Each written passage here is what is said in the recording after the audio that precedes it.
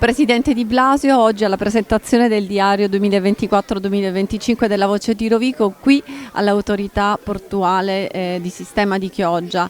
Voi avete contribuito, ha avuto modo di sfogliare questo diario, le sta piacendo?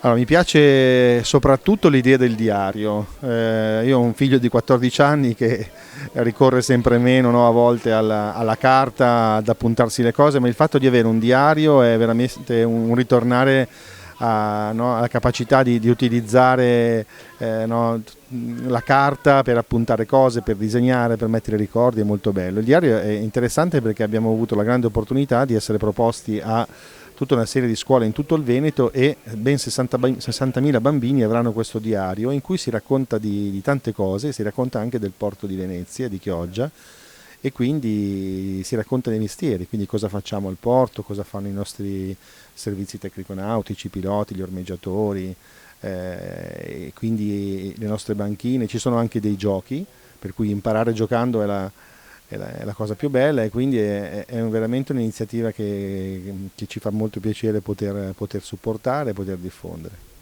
Dottor Bonzanca, le dogane di Venezia sono qui alla presentazione del diario scolastico 2024-2025 per parlare di sicurezza. Qual è il vostro lavoro e cosa racconterà a questi bambini oggi?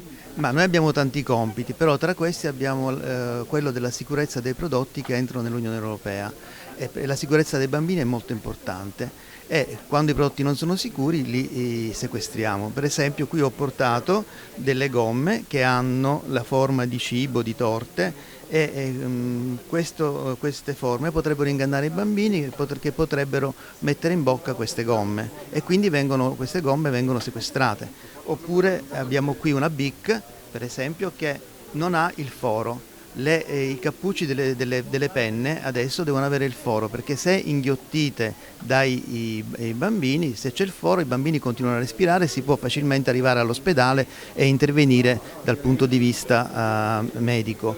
Abbiamo poi tanti pupazzetti, questi pupazzetti devono avere le parti che non si staccano. Se per esempio gli occhi si staccano, devono essere sequestrati. Ho ancora una maglietta qui che ha da questa parte dei lembi. Il bambino con questi potrebbe chiuderli nella gola e soffocarsi, e quindi per questo motivo vengono sequestrati. E cosa significa avere uno strumento del genere tra le mani?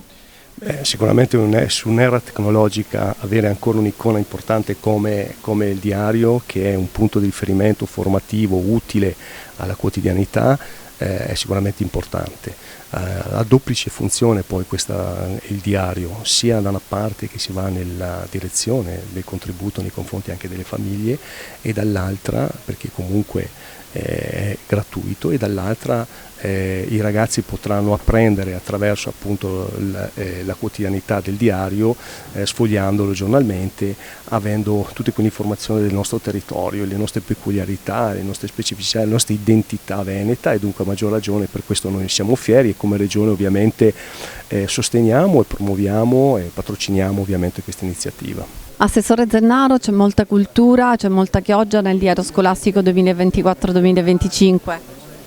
Sì, è veramente una piccola opera d'arte, un gioiellino che sarà nelle mani di 3.000 dei nostri ragazzi, e quindi siamo veramente felici di questa opportunità che diamo, che è stata data loro grazie appunto a vari sponsor.